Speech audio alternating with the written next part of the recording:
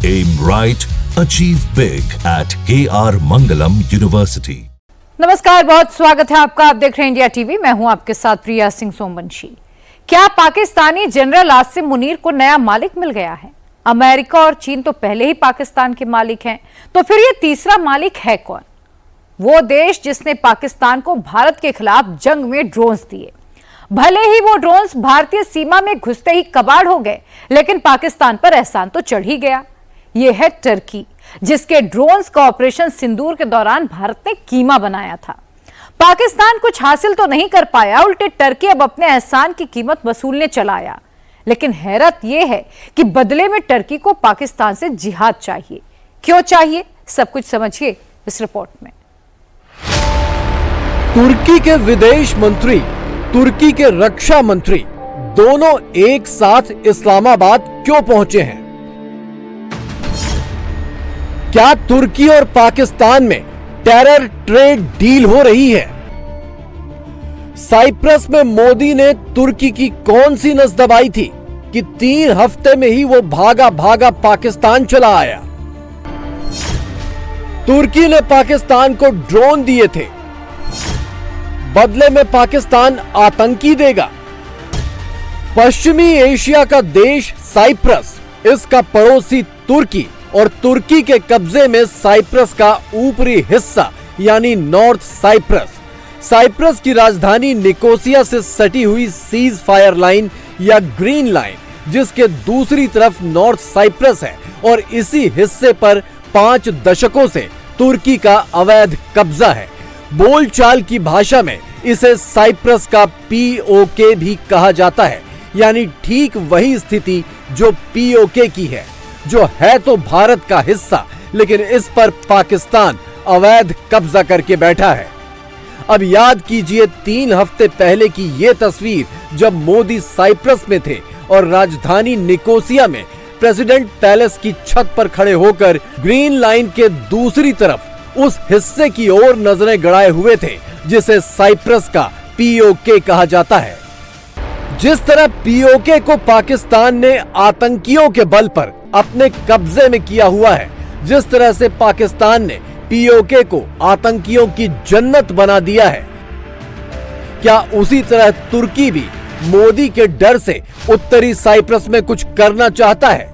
क्या मोदी के दौरे के बाद तुर्की को यह डर सता रहा है कि नॉर्थ साइप्रस पर उसका अवैध कब्जा छिन सकता है, लिहाजा वो अपने यार पाकिस्तान के तौर तरीकों से अपना अवैध कब्जा बरकरार रखना चाहता है? क्या तुर्की नॉर्थ साइप्रस के लिए पाकिस्तान से कट्टरपंथी इंपोर्ट करेगा? क्या साइप्रस से लड़ने के लिए तुर्की आतंकियों की मदद लेगा? क्या तुर्की अपने ड्रोन्स के बदले पाकिस्तान से आतंकवादी लेगा? तुर्की और पाकिस्तान में आतंकी गठजोड़ की अटकलें इसलिए इतनी तेज हैं क्योंकि साइप्रस की सीज फायर लाइन तक मोदी के कदम पड़ने के सिर्फ 3 हफ्ते के अंदर ही तुर्की के 2 बड़े मंत्री एक साथ दौड़े दौड़े पाकिस्तान पहुंच गए। तुर्की के विदेश मंत्री शहबाज शरीफ से मिले,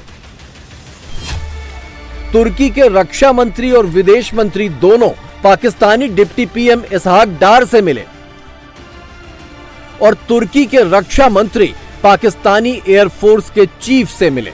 तुर्की और पाकिस्तान के बीच सिर्फ 1 महीने के अंदर यह 5वीं मुलाकात है और मोदी के साइप्रस दौरे के बाद से 4थी। यह सच है कि पिछले साल UN जनरल असेंबली की बैठक में तुर्की ने कश्मीर पर बात नहीं की थी। ऐसा पहली बार हुआ था। माना जा रहा था कि तुर्की भारत के करीब आने की कोशिश कर रहा था, लेकिन तुर्की ने आखिरकार पीठ में छुरा घोंपा। ऑपरेशन सिंदूर के दौरान भारतीय सीमा में कबाड़ के भाव गिराए गए सारे ड्रोन्स तुर्की के थे जो पाकिस्तान से उड़े थे। तुर्की ने अब तक अपनी जुबान से ये कबूल नहीं किया, लेकिन भारत ये सच सबूतों के साथ पूरी दुनिया को दिखा चुका है। पिछले महीने ही आसिम मुनीर अपने पहले आका अमेरिका के दरबार में सजदा करके लौटा है। पाकिस्तान का दूसरा आका चीन इस वक्त इस्लामाबाद में ही है। चीनी एयरफोर्स चीफ ऑपरेशन सिंदूर के दौरान तबाह हुए अपने हथियारों और एयर डिफेंस सिस्टम्स का हिसाब किताब करने आया है।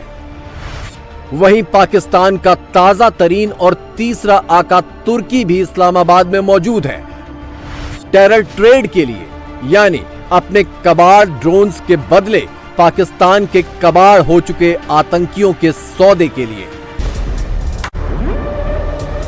यह भी अपने आप में कमाल है कि पाकिस्तान ने अपनी सिर्फ एक इंडस्ट्री के बलबूते 3 बड़े क्लाइंट तैयार कर लिए हैं, या यूं कहें कि 3 आका तैयार कर लिए हैं, और पाकिस्तान की वो इंडस्ट्री है आतंक इंडस्ट्री।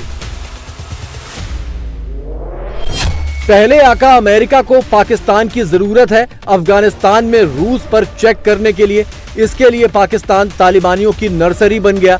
दूसरे आका चीन को जरूरत है सीपैक के एंट्री पॉइंट यानी पीओके की सुरक्षा के लिए, इसके लिए पाकिस्तान ने पीओके को आतंकियों की जन्नत बना दिया। अब तीसरे आका यानी तुर्की को साइप्रस के खिलाफ मदद चाहिए तो पाकिस्तान वहां भी जिहाद पहुंचाने को तैयार है।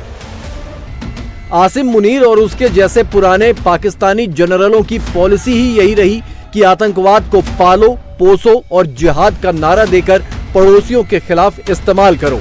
अफगानिस्तान में भी यही किया, भारत में भी यही किया, और अब जब पाकिस्तान में कुछ नहीं बचा तो आतंक और आतंकियों को धंधा बना लिया, एक्सपोर्ट भी करने लगा।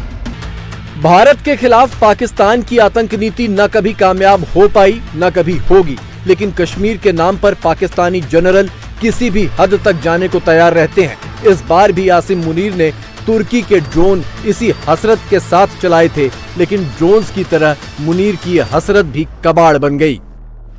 अब सवाल यह है कि हाफिज सईद और मसूद अजहर जैसों को एक्सपोर्ट करने वाला पाकिस्तान तुर्की को कब तक बेवकूफ बनाएगा, क्योंकि ये सच तो दुनिया के साथ साथ पाकिस्तानी भी जान गए हैं कि भारत अगर इन्हें पीओके और पाकिस्तान में घुसकर मार सकता है तो पाकिस्तान से बाहर इनका शिकार करना बच्चों के खेल के बराबर होगा।